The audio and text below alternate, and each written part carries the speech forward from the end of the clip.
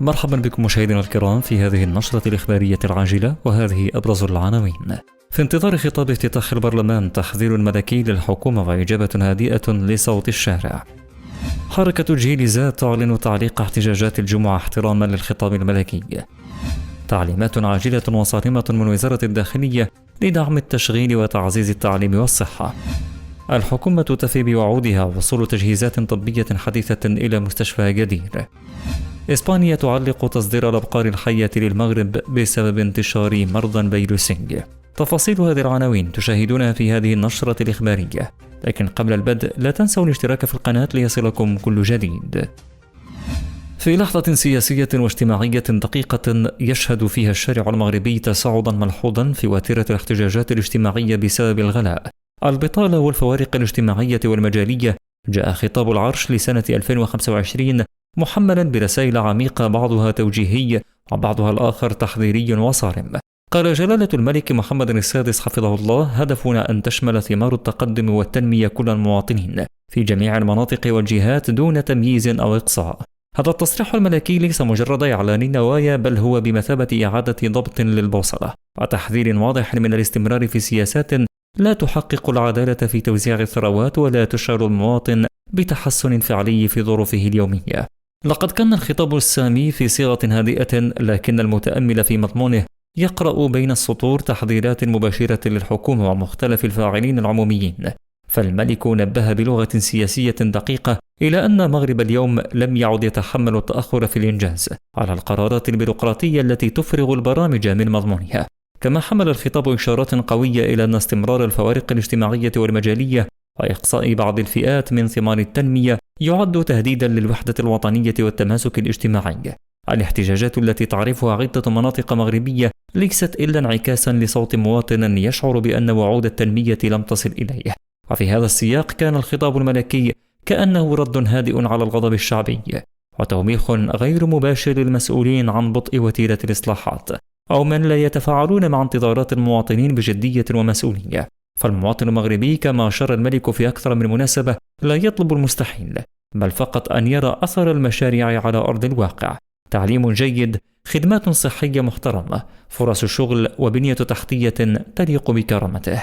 ومن بين أبرز ما يمكن استنتاجه من الخطاب أنه لم يترك للحكومة مجالا للمناورة أو التبرير، فالملك وضعها أمام مسؤوليتها وذكرها بأن البرامج والمبادرات ليست غاية في حد ذاتها، بل وسيلة لخدمة المواطن، وكل تقصير أو تأخر في هذا الصدد له تبعات اجتماعية وسياسية خطيرة.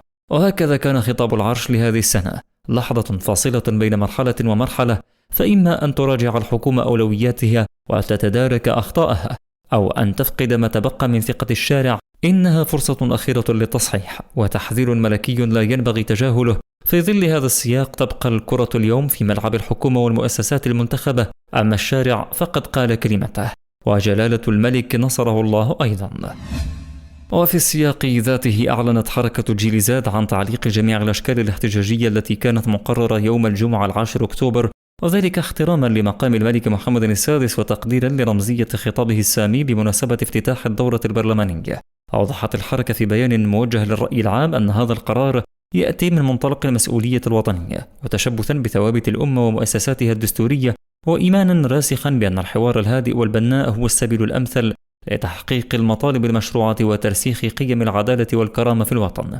وفي الوقت نفسه أكدت الحركة التي أرفقت بيانها بهاشتاغ أخنوش ارحل أن الوقفة المقررة يوم الخميس ستقام كما كان مخططا لها، مشددة على أن تعليق احتجاجات الجمعة لا يعني التراجع عن المطالب، بل يعبر عن الانضباط والوعي والمسؤولية الوطنية التي يتحلى بها الشباب المغربي.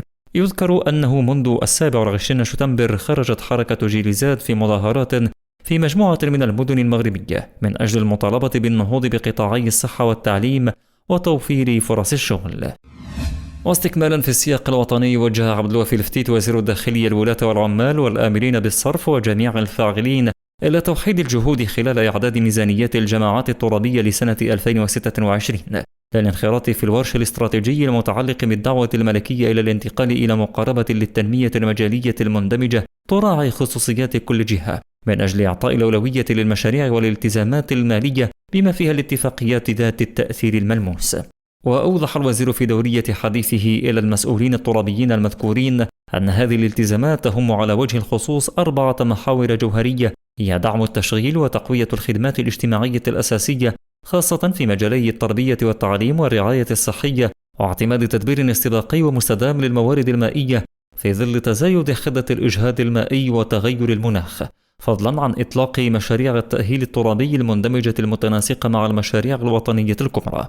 ووفق الدورية في شأن إعداد وتنفيذ ميزانية الجماعات الترابية برسم سنة 2026، فإن الآمرين بالصرف مطالبون خلال إعداد ميزانيتهم بالتزام مبدأ الترشيد والصدقية والانتقال من ميزانية تقتصر على التسيير إلى ميزانية فعالة تعتمد على توجيه الموارد المالية لبرمجة المشاريع ذات الأولوية. وأضافت أن هذا يستوجب على الجماعات الترابية وجميع الفاعلين بما يشمل السلطات العمومية والمنتخبين خلال إعداد ميزانيات السنة المالية 2026 احترام مجموعة من المبادئ والتوجيهات.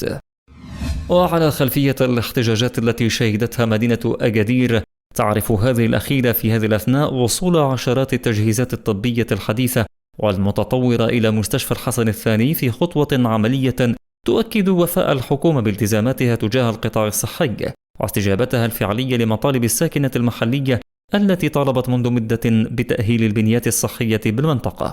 وتأتي هذه العملية في إطار خطة شاملة لتحديث المستشفيات العمومية وتزويدها بالمعدات الطبية الضرورية تنفيذا لتوجيهات وزير الصحة والحماية الاجتماعية الذي سبق أن قام بزيارة ميدانية للمستشفى وأصدر إجراءات صارمة لتسريع وتيرة الإصلاح وتحسين ظروف الاستقبال والعلاج. وتشمل التجهيزات التي وصلت اليوم أجهزة للفحص والعناية المركزة وأخرى خاصة بالتشخيص الدقيق وأجهزة خاصة بأقسام الولادة، من شأنه الرفع من جودة الخدمات المقدمة للمرضى والتقليص من حالات التحويل نحو مستشفيات أخرى. وحسب مصادر من وزارة الصحة فإن هذه العملية لن تقتصر على مستشفى الحسن الثاني بأكادير فقط، بل ستمتد تدريجيا إلى جميع المستشفيات التي تعاني من خصاص في التجهيزات عبر مختلف جهات المملكة، في إطار رؤية وطنية تروم تعزيز العدالة الصحية وتحقيق الإنصاف في الولوج إلى العلاج. ويشكل هذا الحدث وفق المتتبعين نقطة تحول إيجابية في تدبير المنظومة الصحية بالجهة، ويعكس الجدية الحكومية في تنزيل الإصلاحات الميدانية بعيدا عن الشعارات وانسجاما مع توجه الدولة نحو تعميم الحماية الاجتماعية وتجويد الخدمات العمومية الأساسية.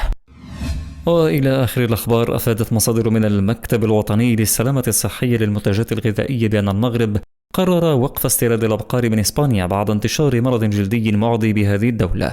ويأتي القرار لحماية القطاع الوطني من هذا المرض الخطير، وأوضحت المصادر أن هذا القرار سيشمل استيراد الأبقار الحية فقط لتفادي دخول المرض إلى المغرب، ولن يتم منع استيراد اللحوم. كما قرر المكتب إطلاق عملية تلقيح للقطاع الوطني من الأبقار ضد هذا المرض.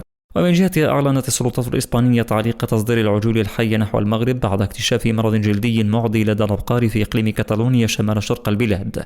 وجاء القرار الإسباني بعد أن أكدت التحاليل المخبرية إصابة 3 عجول بفيروس الجلد العقدي المعدي، وهو مرض يؤثر على الجلد والنخاع الشوكي ويعتبر من الأمراض الحيوية الخطيرة التي تستوجب إجراءات فورية للحد من انتشارها. وتعد إسبانيا أكبر مورد للعجول نحو المغرب، إذ تغطي ما يفوق 72% من حاجية السوق الوطنية بفضل موقعها القريب وتكاليف النقل المنخفضة، ما يجعل أي اضطراب في صادراتها مؤثرا بشكل كبير على الأسعار داخل المملكة. ومع إعلان تعليق التصدير توقفت فعليا جميع الشحنات الموجهة إلى الموانئ المغربية، خاصة طنجة المتوسط والناظور، في انتظار ما ستسفر عنه التحقيقات البيطرية التي تشرف عليها وزارة الزراعة الإسبانية. وخلف الخبر حالة من القلق بين المستوردين والمهنيين المغاربة، خصوصا مع الخوف من تراجع العرض وارتفاع الأسعار في الفترة المقبلة. بهذا نكون مشاهدينا قد وصلنا إلى ختام هذا الموعد الإخباري قدمناه لكم من قناة أخبار المغرب. دمتم في أمان الله.